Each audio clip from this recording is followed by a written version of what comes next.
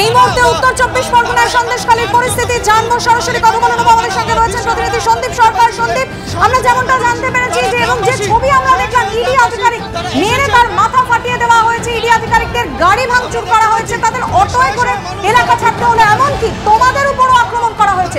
শুরুতেই জানতে চাইবো, তুমি এবং আমাদের চিত্র সাংবাদিক, তোমরা সুস্থ আছো তো, ঠিক আছো তো, এবং এখন কি পরিস্থিতি সেখানে?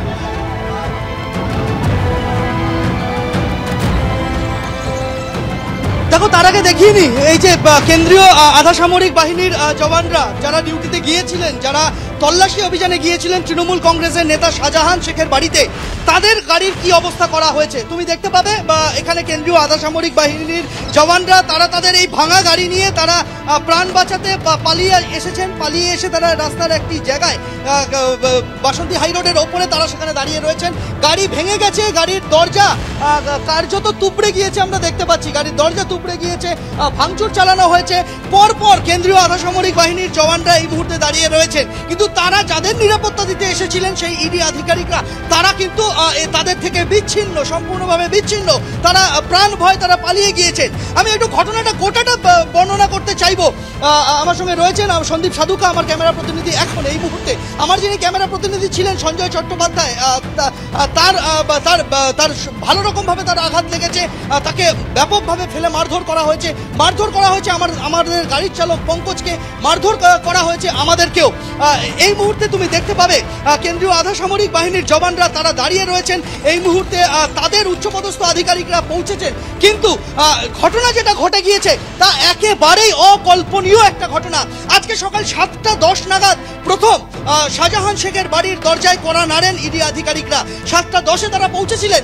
শাহজাহান শেখের যে বাড়ি, সেই বাড়িটা হচ্ছে বাসন্তী হাই রোড থেকে ধামাখালি ফেরিঘাটের দিকে যাওয়ার যে রাস্তা, সেই রাস্তার মাঝামাঝি একটি জায়গায়। বাড়িতে যখন তারা কড়া নাড়েন তখন ভেতরে দেখা যায় যে বাড়ির কলাপসিবল গেট ভেতর থেকে বন্ধ রয়েছে। দুটি দরজা, দুটি কলাপসিবল গেটই বন্ধ ছিল। তারা ডাকাডাকি শুরু করেন শাহজাহান শেখের নাম ধরে, কেউ সাড়া দেয় না। যখন কেউ সাড়া দিচ্ছে না, প্রায় আধ ঘন্টা 40 মিনিট অপেক্ষার পর তারা তালা ভাঙার সিদ্ধান্ত নেন ইডি আধিকারিকরা। তালা ভাঙতে যখন তারা শুরু করেছেন তখনই দেখা যায় যে শাহজাহান শেখের বাড়ির বাইরে কিছু মানুষের ভিড় বাড়ছে। 50, 100, 150, 200 সংখ্যাটা ধীরে ধীরে কিন্তু বাড়তে শুরু করে, এবং সেই ভিড় ক্রমশ মারমুখী চেহারা নেয়। বড় রাস্তা থেকে তারা শাহজাহান শেখের বাড়ির দিকে ধেয়ে আসতে শুরু করে।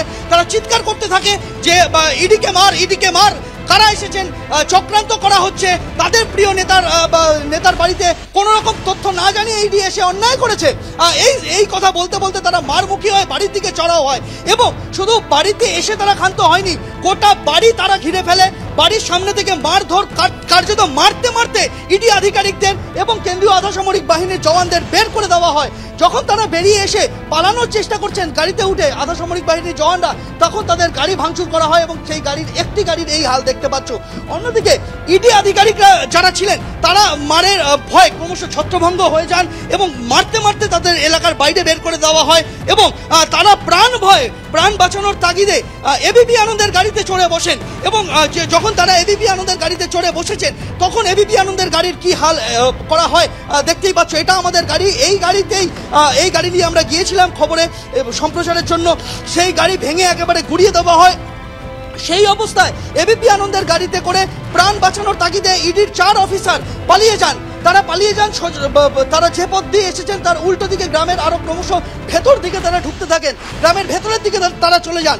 সেই অবস্থায় ইডির আধিকারিকদের নিয়ে যখন এই গাড়ি চলে যাচ্ছে, তার মাঝখানে আমাদের ক্যামেরা প্রতিনিধি যিনি ছিলেন সঞ্জয় চট্টোপাধ্যায়, তাকে ফেলে মারধর করা হয়, তার হাত থেকে ক্যামেরা ছিনিয়ে নেওয়া হয়, ক্যামেরা ভেঙে চুরমার করে দেওয়া হয়, লাইভ সম্প্রচারের যে যন্ত্র রয়েছে সেটাকে ছিনিয়ে নেওয়া হয়, এবং তাকে মারতে মারতে কোনো একটি অজ্ঞাত জায়গায় দুষ্কৃতীরা নিয়ে চলে যায়, এবং গোটা এলাকা সম্পূর্ণভাবে একটা অরাজক পরিস্থিতি তৈরি হয়ে যায় গোটা এলাকাতে। এবং সেখান থেকে বেরিয়ে কার্যত প্রাণ ভয় ইডি আধিকারিকরা তারা সরাসরি চলে যান ধামাখালির দিকে, তারা পালিয়ে চলে যান।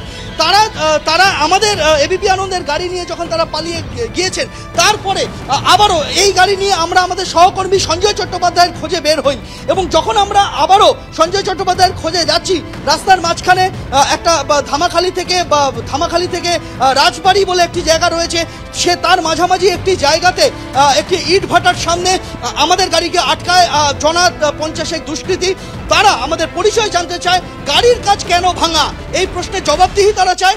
এবং এই যখন আমরা বলি যে আমরা এখান থেকে গাড়ি নিয়ে যাচ্ছিলাম, তখন আমাদের গাড়ির ওপর হামলা হয়েছে, তখন আমাদের পরিচয় জানতে চাওয়া হয় এবং পরিচয় দেওয়ার আগেই তারা ধরে নেন যে আমরা ইডি আধিকারিক। আমাদের প্রশ্ন করা হয় যে আপনারা কি ইডির? আমরা বলি যে আমরা ইডির প্রতিনিধি নই, ইডির কোনো অফিসার নই, এই গাড়িটা ইডির গাড়ি নয়। তা সত্ত্বেও সেই মারমুখী ভিড়ের মধ্যে থেকে বেশ কয়েকজন দুষ্কৃতী তারা সরাসরি আমার গাড়ির চালক পঙ্কজকে মারতে শুরু করে। মারতে মারতে তাকে গাড়ি থেকে বের করা হয়, আমার মোবাইল ফোন ছিনতাই করে নেওয়া হয় এবং গাড়ির বাকি যতটুকু অংশ অক্ষত ছিল ততটুকু অংশকে ভেঙে একেবারে গুড়িয়ে দেওয়া হয়। তারপর কোনো রকমে আমরা প্রাণ বাঁচিয়ে এই মুহূর্তে বাসন্তী হাইওয়ের একটি জায়গাতে আমরা এসে দাঁড়িয়েছি এবং আমরা দেখতে পাচ্ছি যে এখানে এসে আমাদের চোখে যেটা পড়লো তা হলো নিরাপত্তার দায়িত্বে, ইডি অফিসারদের নিরাপত্তার দায়িত্বে যারা কেন্দ্রীয় আধাসামরিক বাহিনীর জওয়ানরা ছিলেন তারাও প্রাণ ভয়ে দাঁড়িয়ে রয়েছেন এই মুহূর্তে এখানে।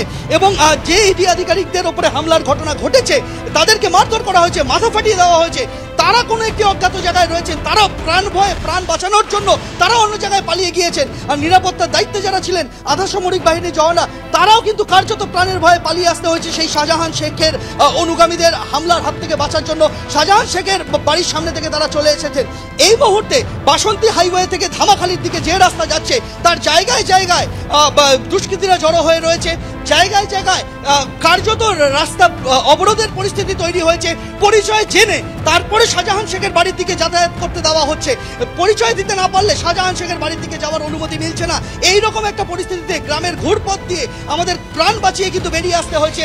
আমাদের ক্যামেরা প্রতিনিধি সঞ্জয় চট্টোপাধ্যায় তিনি আহত হয়েছেন, গাড়ির চালক পঙ্কজ তিনি আহত হয়েছেন, ক্যামেরা সরঞ্জাম ভেঙে চুরমার করে দেওয়া হয়েছে। শুধু এবিপি আনন্দের গাড়ি বলে নয়, এই জায়গাতে অন্য যে সমস্ত সংবাদ মাধ্যম ছিল সেই প্রত্যেকটি সংবাদ মাধ্যমের ওপরই আজকে হামলার ঘটনা ঘটেছে। আমরা পরপর দেখতে পাচ্ছি যে সমস্ত গাড়িগুলি রয়েছে সেই সমস্ত গাড়িতে হামলার ঘটনা ঘটেছে। তুমি দেখতে পাবে যে কোনো গাড়িকে রেয়াত করা হয়নি।